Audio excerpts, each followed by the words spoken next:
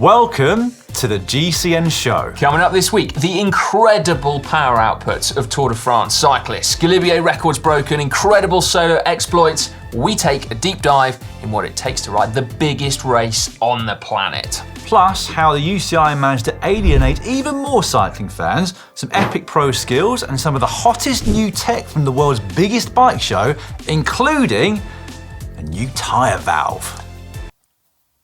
Wow, you're really selling it to us, Dan.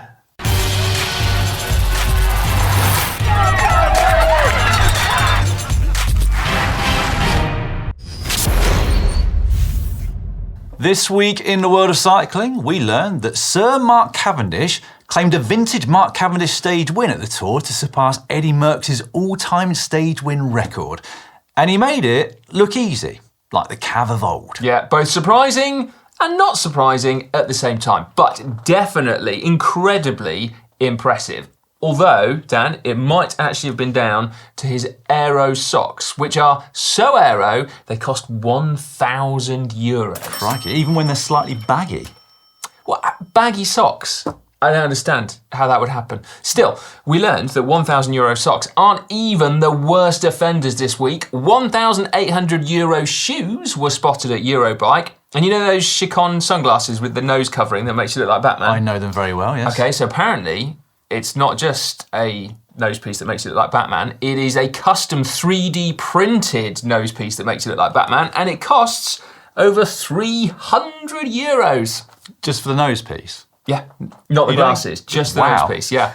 Don't worry, the UCI are contemplating barring it apparently anyway, so you don't need to worry at all. Now, a few metres behind Cavendish, we also learned that the humble bunny hop really does get you out of trouble. Here is Cofidis rider Alex Zingle performing a textbook hop at 60 kilometres an hour over a stricken Mads Pedersen, who I think was still sliding on the ground at the time. Now, the question is, was it good enough to impress even a mountain biker? That's incredible. That is really fast thinking and using that kid. Legit skills? Legit skills, 100%. So us roadies can be very skillful, can't we? Oh, yeah. We should, though, also have played him this. Tadej Pogacar's Dice with Death. No matter how many times I have watched this clip, I still can't work out how he stays upright there. No, it's like he's defying the laws of physics, or at least bending them to his own will. Anyway, not all Tour de France pros are at quite the same skill level, as we found out on Sunday's stage with gravel. Yeah, this is something I dived into on the Racing News Show yesterday, and something that you and I were chatting about at the coffee machine this morning, isn't it, Si? Oh, yes, yeah. There were a lot of people who loved that stage, ourselves included, yep. Whilst others said that it made the race look more like a circus than a professional sport, and that gravel has no place in Grand Tours, certainly not in the modern era. Yeah, now I know you've already disagreed with that particular take, but I would also like to say that I disagree too with that take. So I was watching yesterday with a little bit of frustration actually at some of the riders' lack of skill on gravel and their seeming inability to pick the right lines. I'm about to do something that we don't often do now, Si. What's that? I'm going to blow our own trumpet. Oh, wow. For once. I mean, we normally make fun of our own mediocre pro careers, don't we? But before I criticise a rider's skill, I just feel like I should point out that we both raced mountain bikes, didn't we, to a decent level, as in we represented our country at the World Championships, and we've both done our fair share of cyclocross at elite level too.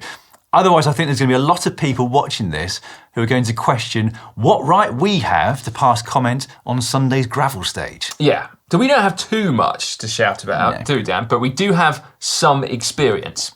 I mean, skills and power output are different things, aren't they, really? Anyway, I was watching Sunday's stage as riders lost traction or chose lines that were clearly terrible on looser ground around corners, and were generally just looking really uncomfortable on that terrain. And I was thinking about how great it was that skill was involved in a stage as well as power. Exactly. Now, some people would argue that pro road riders shouldn't have to learn those skills, but we say it's part of it, even on tarmac. So some riders are just much better bike handlers than others, and that results in fewer crashes, more energy conserved, and often better results. That's right. And it is a reminder, if you are a young aspiring cyclist, or even an old aspiring cyclist, it is highly advisable to do some off-road riding and or racing, in fact, to build up your skills base. It could genuinely pay dividends in your later career, and that could be in terms of results or bunny hopping someone on the ground. You can generally see a difference, can't you? I mean, you have to look at the Van Aerts, Van der Poels, Pidcocks, Sagans of this world on the men's side to see that they are just better in general, even if it's on tarmac and not gravel. But at the same time, we also learned that training your power is going to be important as well, because we were trawling through Strava yesterday and found some quite incredible power outputs. So firstly, Jonas Abrahamsen. So on stage 8, he found himself up the road solo for most of the stage. And for 4 hours, he averaged 342 watts. Not normalised, average. That is mind-blowing, isn't it? Now, as any of you will know from Dan's interview with Jonas Abrahamsen just ahead of the Tour de France, he weighs 80 kilos, but nevertheless, that's 4.3 watts per kilo for 4 hours. Plus, he'd already been in a lot of breakaways at the Tour, and he was back in the thick of the action again on the gravel stage the day after. He's a right beast, isn't he? He is, yeah. As is Derek G. So he spent all day up the road in the breakaway on that gravel stage, got third on the day, and his power average for the 4.5 hours was 324 watts. And given he's 10 kilos lighter than Abrahamsen, that's even more impressive from a watts per kilo point of view. Yeah, add to the fact that he averaged 402 watts for the first hour of the stage. Should we repeat that? Yeah. 402 watts average for an hour. Like, that's not an FTP test. No. That is literally just, I mean, that's bonkers. Just the start of the stage. Yeah, so and that's the point of the stage where the brake is getting established. So there's a lot of jumping around, but there's also quite a lot of soft pedaling at that point, isn't it? So it's just kind of mind-blowing. Well, not a lot of soft pedaling, but you know what I mean? Yeah, not in that instance. No. I hope not, anyway. No, but anyway, at this point, you start to appreciate just how incredible, how superior those guys are to even the very best normal people. Tom Pidcock doesn't generally upload his power data to Strava, but in a post-race interview, he said he averaged 280 watts on that stage for the 4.5 hours. He's 58 kilos, so that's 4.8 watts per kilo. Whoa. So for me, that's about 350 watts. Crikey. Yes. Now, I think possibly on a good day, I might currently still be able to do that for an hour. I think. I mean, well, that is like technically what my FTP is. Well, you are still quite fit. You train a fair bit still, don't you? For me, it would be 360 watts, 4.8 watts per kilo, because I've packed quite a lot of muscle on at the gym recently. I think we can see that, mate. I reckon I could hold that for about 4.5 minutes as opposed to 4.5 hours.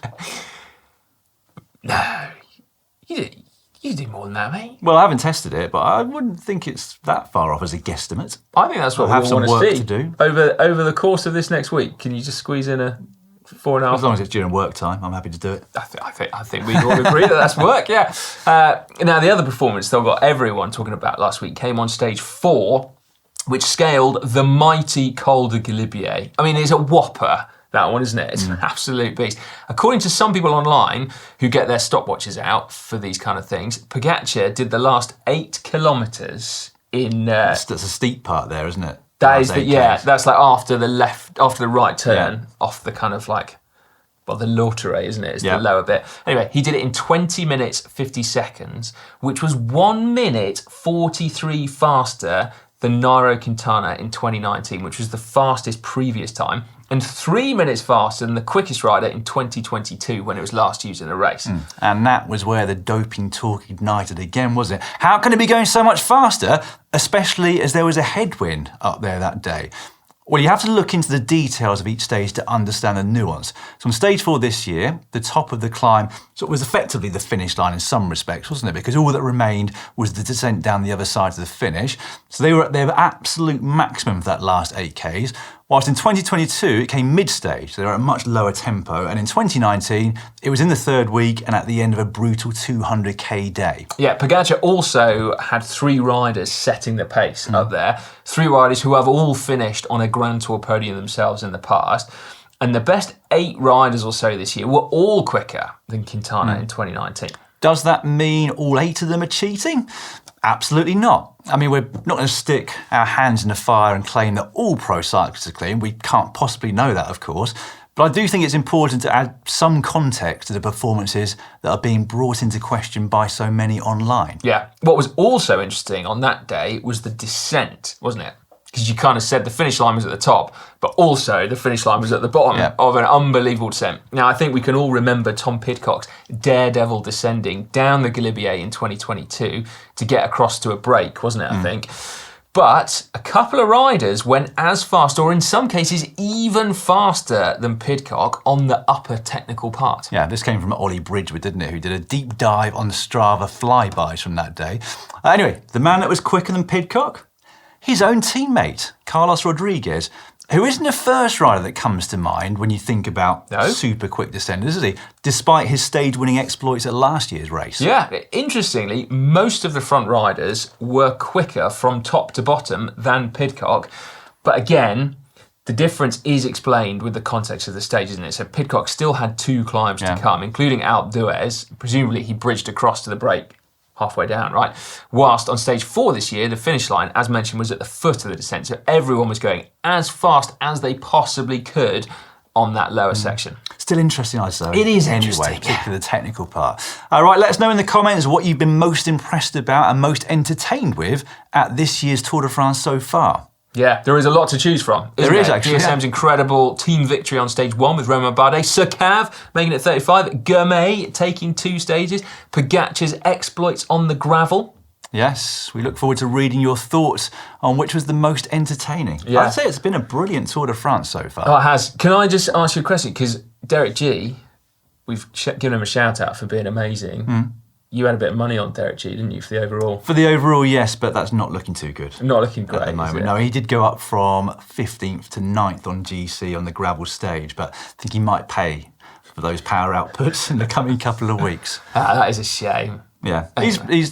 He's genuinely fantastic to watch, though. Yeah, he is. Derek G. Well, that's my main thought. Apart from, as we talked about last week, those stages that the sprint stages that have been a little dull. As soon as there's any prospect of some proper racing, people are getting stuck in, aren't they? They are. Yeah, there's a lot that a lot of your team can benefit from at the Tour de France, isn't there? So you need to get stuck in. Now, it is a great sadness that we end this part of the show by talking about the loss of another young, talented pro cyclist. Andre Draeger of Team Co-op Repsol crashed on a descent at the Tour of Austria on Saturday, with the most tragic of consequences. The world of cycling has paid tributes to Andre over the last 48 hours, with messages of support to his family, friends and teammates flooding in. To which, of course, we would like to add our own. Rest in peace, Andre Draeger.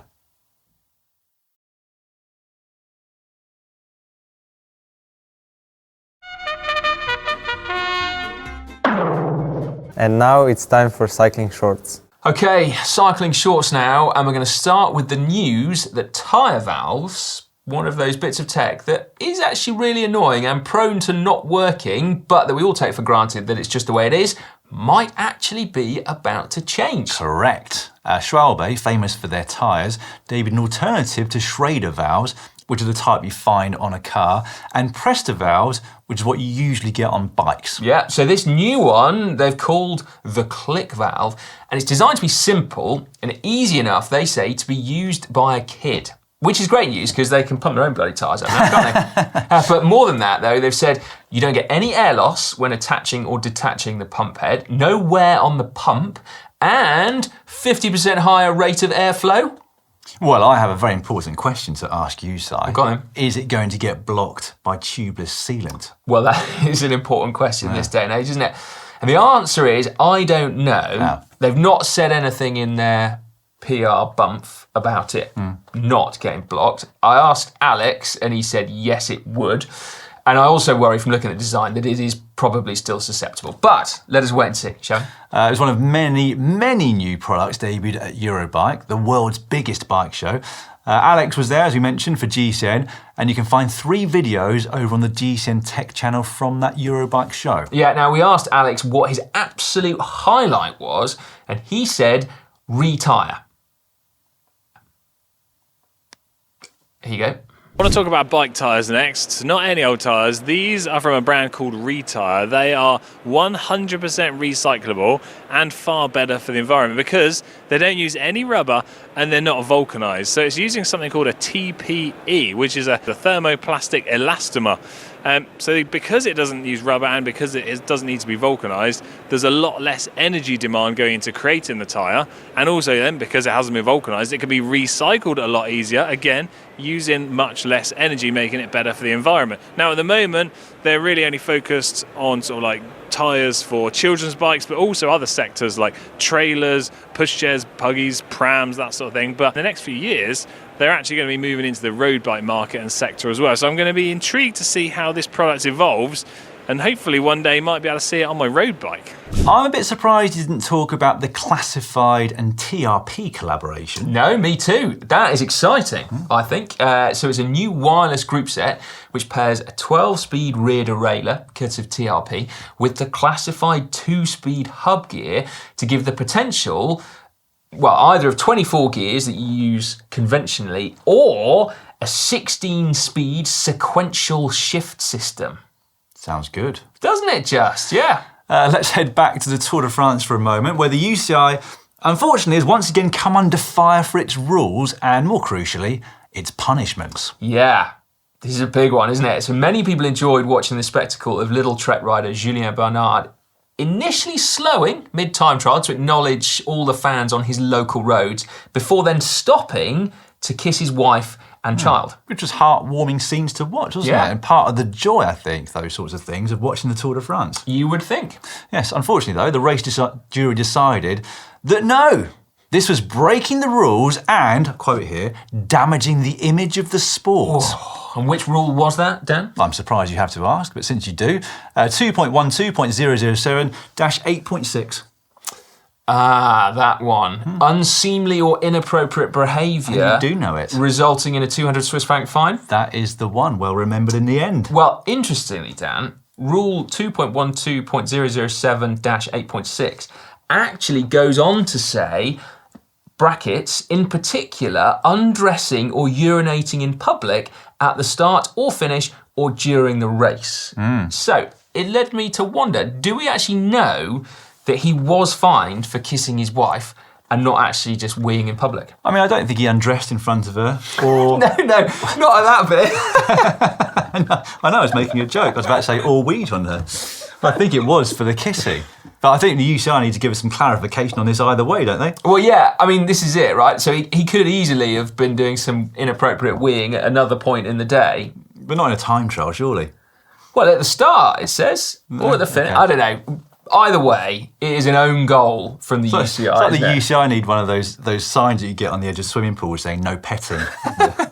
Well, I mean, it's not explicit in the rules. Maybe we need another one. 2.12.007-8.8 or something. Well remembered again. Thanks. Anyway, do you know what struck me when thinking about this over the weekend? Because I did, gave it a bit of thought. I said the UCI is a massive organisation, isn't it? And it's plagued with what any massive organisation is plagued with, which is trying to keep everyone, every employee, everyone associated with it, singing from the same hymn sheet. Because you can imagine the UCI president, David Lepartillon, with his head in his hands at this PR disaster, because one commissaire out of thousands has got the hump about something. That's very true, very true. And that one was a bad one. It was, wasn't it? Yeah. All mainstream media everywhere picked up on it, from the BBC to Fox News. So if the UCI wanted to avoid damaging the image of the sport, they've rather failed, we think, on this occasion. Yeah. Did you ever get any stupid fines from the UCI? I think the worst thing I ever did, and it's really not very bad and a bit boring, I obscured my race number whilst wearing with the rain jacket. Yeah, and I think I got fined like 30 quid for that one. I can't remember any stupid ones that I got personally, but when I was riding the Giro d'Italia for the first time in 2009, we as a team... what team was that for? Cervelo Testing. Oh, yeah, was about to mention it. We as a team were joint first in the fair play classification. So this is that the thanks for coming prize? Well, no, it's still to this day a classification at the Giro, and it's effectively for the teams that get the fewest fines from the UCI. Oh yeah, okay. So we were locked together with a couple of others on 0 fines. No weeing in public? No, we hadn't done any of that. And then one day, deep into the third week, my teammate Jez Hunt signed on at the start, but he signed the wrong number. Anyone that knows Jez Hunt, that's a very Jez Hunt thing to do. So you've signed the wrong number, which effectively means he didn't sign his own name. They thought he hadn't signed on for the start, and therefore they gave us a fine. We missed out on a bit of prize money for that. No. Oh, Jez. I know. You know, I like that 10 years into GCN, 11 years into GCN, and we are still getting fresh Cervelo test team stories. The day you run out will be a sad day. Well, it will be for me because it'll probably be my last day here, won't it?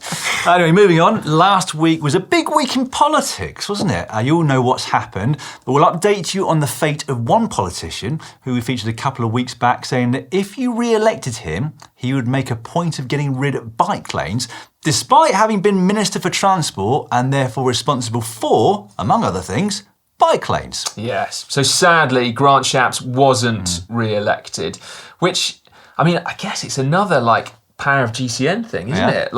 It's extending beyond cycling now and into politics. Which we better be careful. Yeah. I think so. I'm not sure whether we're qualified to talk about anything unless it involves two wheels. Basically, yeah. Right, well, back to safer ground then, because it's time for the weekly Where's Lael update. It is. So click on the link to see her whereabouts this week, and you can tell in an instant that she's in Australia. Not a corner to be seen, is there? So you can zoom out and zoom out a bit more again, and then find that she went round the bend for the last time about 50 k's ago, and then she's got another bend or corner coming up in about 100 k's time. Something to look forward to, I think, that, isn't it? Oh my goodness me. Well, maybe she can have a nap if she doesn't have to turn a corner for 150k. Yes. I mean, how many hours is that? It's probably like 6 hours of riding. Oh, that's like a full-blown sleep. Yeah. I mean, I cried down that one road that was only 2 k's long with a headwind. Hopefully she's got a tailwind. Oh, please, Lael, please. Hopefully she's got a tailwind, yeah. Anyway, her daily average is still a whopping 176 miles. Wow. Yeah, but the weather is pretty chilly and it looks like it'll get rainy, which is much like here, to be honest with you, in the middle of summer. Yes. Now, as you'll have seen from our video on Saturday, she's got a challenger now, hasn't she? She does, yeah. With Vendangi Kulkarni setting out yesterday on her round the world record attempt. So we'll keep you updated on that as well. We will indeed. Now, we should maybe get like a jingle, like round the world battle going on. We haven't had a jingle. No. The tech show's got jingles. Have we got the budget for that? No. No. Well, I mean, they haven't got budget. It's not pretty. Right, a quick reminder now of our Swytch bike giveaway. So this is your chance to win one of 3 Swytch Go kits as featured on our video from about 10 days ago. If you'd like to enter, click on the link in the description below, fill in your details and answer a question about the Go kit. Entries close at 10 a.m. this Friday, British Central Time, and we'll announce the winners on next week's show. Yeah, basically, if you don't know what we're talking about, it's how to turn virtually any bike into an e-bike, isn't it? With a powered front wheel. It's a super clever bit of kit. Right, we will finish Cycling Shorts by saying another huge thank you to all of you who've spent your hard-earned money becoming a member of our YouTube channel over the last couple of weeks. Yeah, we really can't overstate how much it's meant to us to have that kind of support as we make our way as an independent company again. Yeah. It's so heartwarming. I mean, it genuinely really has, actually. It really has. Not just us sat here, but everyone. Yeah, the whole super company. buoyed up by it. So a quick update, though, for you. We talked last week about how the fact that you can't subscribe from an iPhone on the YouTube app. So we spoke to YouTube, and apparently there is no short-term fix to Apple mobile devices that currently don't give you the option to join from underneath video. But if you do want to become a member, you can, of course, do so via the desktop. Just website. to reiterate, there's 3 tier options of memberships, isn't there? The middle and top ones, which are the Casquette and Bidon, offer you access to 50 of the documentaries that were formerly on GCN+, plus other benefits too. Yeah, that's right. And those 50 will change, won't they? Because we had more than that. And also, an update, if you cast your minds back a couple of weeks where we were talking about the custom emojis that you get as a member, that's from any of the 3 tiers, we weren't sure whether there was going to be an option of a Daniel Lloyd emoji, specifically Dan's face. But you guys have spoken after participating in a poll where you could choose one of various Dan faces from young Dan. Don't know why that was there. Drunk Dan, confused Dan, and happy Dan. And also just normal Dan, which I thought was an interesting one. That's the same as the drunk one. Yeah, that's it. Yeah, looking very serious. Anyway, apparently the one that you have chosen is the Happy Dan. Fantastic. Well, that's a life goal ticked off for me, isn't it? I'd better send that emoji to Matteo Jorgensen, hadn't I? I'm sure he'd like to use a Happy Dan emoji You think so? as his favourite presenter. Oh, I bet he will. That is a life goal, isn't it? If you can get Matteo Jorgensen to send you an emoji of your own face. I think I'll pay for his membership tier just so he can use it. Hack/Bodge of the week now. A reminder, you have to head to upload.globalcyclingnetwork.com if you would like to contribute to this part of the GCN show. There's a link in the description in there. There should be. Even on iOS devices. This week, the first one comes in from Deb K in Queensland, who said, bought a new bike and the pump cage mount didn't fit on the frame. The bike had some holes for a small bag. Has got my son to 3D print a small fitting to attach to the pump mount to use those holes. Works fine. And the final mount is black. I think that is cool. So do I. It's like super cool. I mean, look at it. It's like a work of art. Yeah. Oh, yeah. Ingenious. 100% hack. Generally, as soon as you hear 3D printing, you say hack. And when you see a picture like that, do we need to describe it for our podcast audience? Oh, I think we should. So the two bolts on offer on the frame are much closer together than traditional water bottle bolts. So the 3D printed adapter uses those two bolts and then extends further downwards. And then rather than being a third bolt, it's just like a little bit of plastic that just sort of seems to gently hook into the pump thing. Oh, what a fantastic description, sir. The pump thing, yeah. Articulate as always. That's a great hack. Right, next one. This one comes in from Paul V. This belongs in the toilet of any real cyclist or of any self-respecting cycle shop, for that matter. And it is a toilet roll holder, which is a miniature pair of forks attached to the head tube of a bike and bolted onto the wall. So, yeah, I like that. I do like it. I wouldn't have it in my own house. No, I definitely wouldn't. But, good that the toilet roll's on the right way around, though. Absolutely, yeah, that's subject Brian to much debate. Yu wrote in, so I saw this bike listed on Facebook Marketplace and the shifting looked rather unique. So what we have here is a road bike with standard old school brake levers that don't include any shifting, and then in the centre of the tops there, it's got old school Shimano. Was grip shift Shimano? Or No, SRAM's first ever product. What's this then? Because it says Shimano on it. It'll be Shimano twist shifters. Yeah. 7-speed by the look of it. I think that's cool. Yeah, I mean, I don't think it's either a hack or a bodge. It's just legit products, isn't it? Well, it is. I mean, at least when they were on mountain bikes, you could still brake and shift at the same time. Whereas on that, you've got to sort of, it's a bit like down tube shifting. Not quite as bad, but... No, but you know, one of the reasons why road bikes and gravel bikes are expensive, and certainly there's a premium over mountain bikes, is because our shifters or brifters are so expensive to manufacture. And interestingly, so we've got a video coming up very soon with Isla Roundtree, who is an absolute bike industry legend and genius, and she, being a smaller person but average sized woman, really struggles, she said, to get on with like normal brifters. And so she's made herself a bike using a pair of SRAM time trial brake levers on a pair of bar ends mounted to straight handlebars cut down to 35 centimetres wide. Yeah, and then she's got SRAM wireless blips on there. So she's like, I can't ride gravel on normal shifters. So she's got this amazing setup. Cool, Honestly, it's super cool. Oh, it's so ingenious. Is that mentioned in the video? It is, yeah, absolutely. I look forward to watching that. Yeah, did you ever cool. use grip shift when you were a mountain biker? Oh, of course I did, mate, yeah. I had the first ever grip shift. My goodness, it was a nightmare to change gear when it was muddy. Because not only did the grit get into the cables, the mud got onto the shifter, and it was just like trying to change gear was not effortless. Let's put it that way. Yeah, no, it's good that that's been... calluses on my hand in that sort of era as well. Next up, Ben rides bikes Higginbotham. My mind jumped to something else then.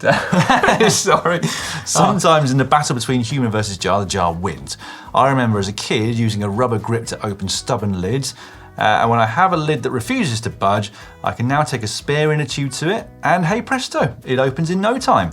That is pretty cool. I mean, like, I bet you're the same. You don't have any problem opening jars. Like no jar is too stiff for me these days. No. Anytime any member of my family has a problem opening a jar, just hand it to me. Yeah. Now I'll go and get it in a tube. Were I not quite as strong as I am, I would look at this and go, "Oh, that's worth remembering." But yeah, it looks like quite a posh sauce, that bowl and basket. Well, we'll give it a hack for both then, shall we? Yeah, no, I like that. Thanks for sending that one in. That's proper cool. My technique for stiff jar lids is to press down on it and twist. Yeah, that never fails. Well, that combination of strength, the jar top has no chance. Basically, yeah, it's a miracle the jar doesn't crush. But anyway. One day you're going to come in just with your hand wrapped up. What did you do? I just crushed a jar. Glass went into my hands. Oh, God. Oh, yeah. I'm going to go easy on them now. Right, now, last week, we randomly included, I think by mistake, someone's garage, which was neither hack nor Bodge, it was just a nice garage. Anyway, you guys didn't need asking twice. We need another new jingle, don't we? Basically, yeah. Tidy garages. MDS, or MD Sewer, said tidy garages versus shit garages. Brought to mind a couple of photos of my garage. Sort of like Where's Waldo counting the bikes. The cars owe their place, classic cars, due to 40 years of cycle commuting. And that is a very impressive looking garage. I note it, you missed this bit out, Si, but it says this was taken a few years ago. I can only imagine how untidy this garage is now. Yeah, what I'm most impressed about is not just the collection of bikes, but the collection of memorabilia. Every surface has got something attached to it, whether it's like stickers or posters or, I don't know, beer mats or something. That's amazing. That's cool, isn't fantastic. it? Yeah. And then next up, this came in from Simon Haycock, who put, "Hi Dan, Simon Haycock from Wombourne, not Wimborne, which is near me. Wombourne is a place apparently. I've already sent you some pictures of my Chapel of Pain. So here's my story. Raised Zwift inside the chapel for 8 winter months of the year, where I'm stuck inside racing in the chapel, which is built in his back garden apparently." Well, hang on a minute, so you've built your own chapel, complete with quite a lot of crosses on bits of furniture, and you use it to Zwift in. I mean, this is an alternative to a garage, I suppose, isn't it? I guess it's a pretty decent alternative, yeah. Is it consecrated? That's what I would like to know. Well, I'm sure we'll find out. I expect Simon will write in and let us know. Simon did also suggest that if Jesus rode road bikes, he would choose a Cervelo S5, which got us wondering what road bike Jesus would choose. What would Satan use? Suggested that he'd ride a recumbent. I don't know. I mean, I think this veers into another topic that we're not qualified to talk about. But anyway, I thought he'd ride a fixie. Basically, not a steel hand-built fixie, nice and simple. Right, that's where I'm going with it. Well, if you've got any hacks or bodges to send in to us, or indeed some tidy garages and or chapels, upload.globalcyclingnetwork.com. Basically, yeah, it's just open season now, isn't it? Just send us whatever you like. It's time now for Caption Competition, that part of the show where you get a chance to get your hands on a coveted GCN Camelback water bottle, not one of our limited edition July specials. We got any knocking around? Not in here. They've all gone walkabout.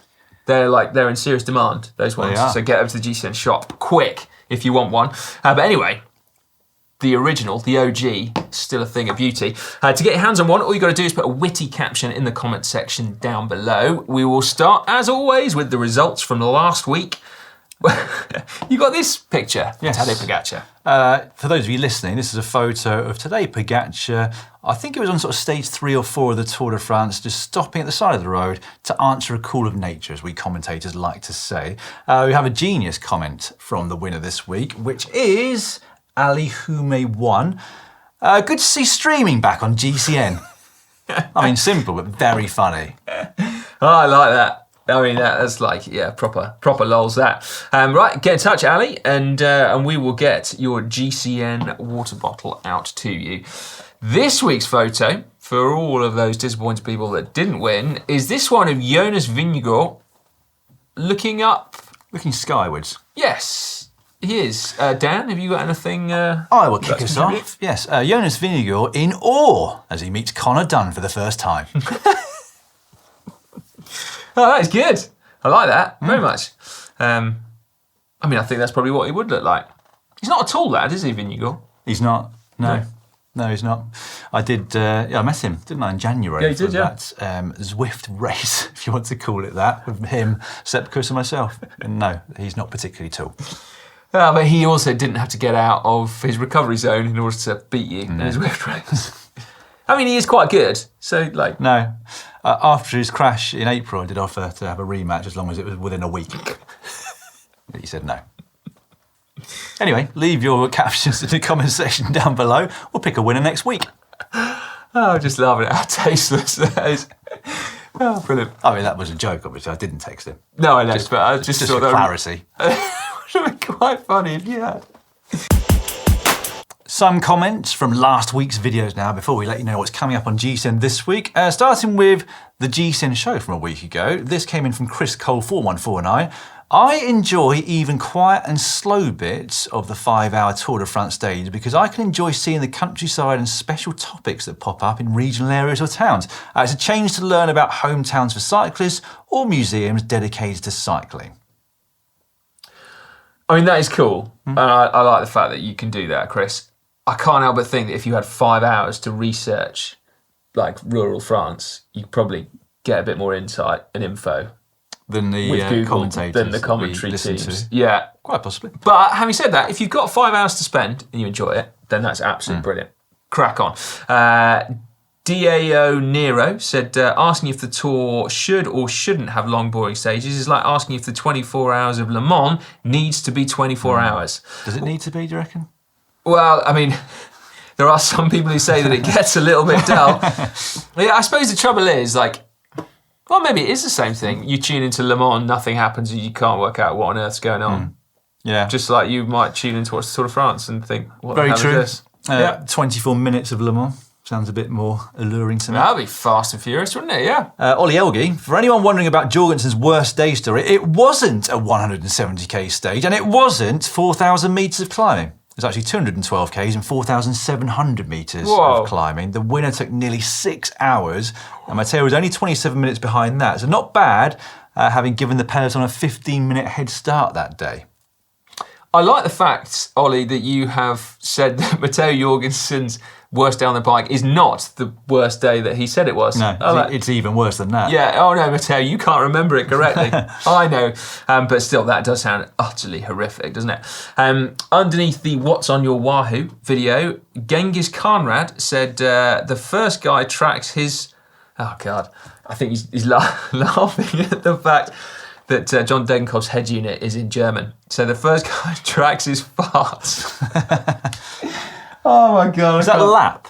Because Bayern Rundfahrt is something tour, isn't it? I think it must be. Oh my God. John Poon 3896. Lloydie raced with bike computers. This is what I claimed on that very same video. So he's not that old. And then we had a reply from A1 White saying it's probably one of those little wired things with zip ties and magnets on the wheels. It's, to be fair, Dan, you were one of the very first people to use a Garmin with a map function. Yes. Weren't you? Well, I think I was probably the first pro cyclist to actually bother to create my own GPS maps on bikeroutetoaster.com at the time and put them into my Garmin so I could see where we were going and where the changes of direction were.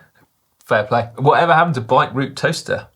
Well, I think the likes of Garmin and Strava took over from Bike Route Toaster. What could have been for Bike Route Toaster? That's one of those, like, yeah, they were kicking themselves, weren't they? But in answer, I did have an old Sigma with wires and a magnet on the wheel as well. Yeah. Before that. Yeah. Yeah, me too. Anyway, Shimano Neutral Service Vid on Friday. That was a good one, Dan. Goodness me, I'm not even going to attempt that username. Oh, Zygmunt the Cacao Kakistocrat. There we go. You just showed off there, mate. I read it earlier. Did you? Practice. Anyway, they say, having worked as a neutral service mechanic for about 20 years on and off, you're only ever second choice. Riders always look for their team car first, and you quite often get blamed for not having the exact correct thing they need at exactly the moment they need it. But sometimes you receive the gratitude that makes the job worth doing. I've been sworn at and had things thrown at me by wound-up prima donnas of both sexes, they get slow wheel changes ever after for these sorts of dummy spits. But also bottles of champagne, cakes, gift bags and team kit given to me by grateful riders who have helped to a better finish than they expected. It's a funny little niche in the cycling world. It is. And hats off to you. Do you want to have another crack at the username? Zygmunt the Cacao Kakistocrat. Yeah, so hats off to you for 20 years of being neutral service. That's super cool. It is very cool, yes. Yeah. I like the thought that when we see a rider getting a slow wheel change, it might not be the fault of the neutral service mechanic. It might just have been that rider has previously thrown a hissy fit at something or other. Well, yeah, that's the thought. Anyway, from the weekend's video, can this woman break the around the world record? Simon and Rake Jones, but that is a great story. And Manon's a great interviewer. I like that she is asking questions and listening. Seems obvious, but not everybody does. What's that, mate? Yeah, I think that was Simon Mandrake Jones, by the way. I didn't read that one earlier. I was going to have much chance I'll to get you back. practice. And then Ireland midfielder said, "What a compelling human being. Thank you, GCN, for bringing this to us." So yeah, keep your eyes peeled. As we said, she should have set off yesterday as you're watching this, but given yesterday is actually today as we're filming it, we don't know yet. But yeah, that was the scheduled start time, wasn't it? The 8th of July. And just finally, under the Tour de France Breakfast Challenge with Hank and the bodybuilder. The Giant. The Giants. You'll like these comments, Si. I've just added them in a few minutes ago. Yeah, go on. First up, Bros Mobile, but don't know why. Hank feels like the most relatable of all the presenters. Also, these two are great together. Need to see that hill climb video. And there was a reply from SFS Omega, who put, I love the whole crew, but my favourites are Connor and Manon. Actually. Oh, anyway, this has not been a good show, isn't it? So reminding us that Matteo Jorgensen likes you. Oh, yes, I have got that. Yeah, and then Connor, Manon and Hank there. Okay. Well, that's fine, mate. No, that's Alex okay. and Bridgie. Yeah, well, we like each other, so that's cool. Yeah, right. Come on then. What's coming up on GCN this week? On Wednesday, which will be tomorrow, if you're watching this video on the day it comes out, it's don't make these training mistakes. On Thursday, we're going to tell you all about the importance of hydration.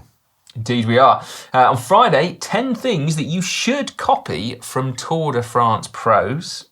That'll be interesting, that, won't it? Some gravel. Yeah. And then on Saturday, I mentioned that video with Isla Roundtree. So, I mean, it's not overstating things to say that she has literally changed cycling for millions of people, okay? If you're wondering how, then you need to watch that video, okay? So we explain all. And then on Sunday, it is Hank versus the Tour de France. So we were talking earlier, weren't we, about the descent off the Galibier and how pivotal it was this year. We know everyone's Strava time's down there. So Hank is out there this week. He's going to give it a go to see how a mortal, albeit a good descender, compares to the Tour de France pros. So yeah, that's going to be super interesting to see how fast a fast normal person can go down compared to those guys. Fantastic. So, yeah. I look forward to watching that. I do too. You are at home as well. That's the end of this week's GCN show, though, but we'll be back this time next week. Yeah, I hope all of you who've been foam rollering for the last 30 plus minutes have very supple IT bands.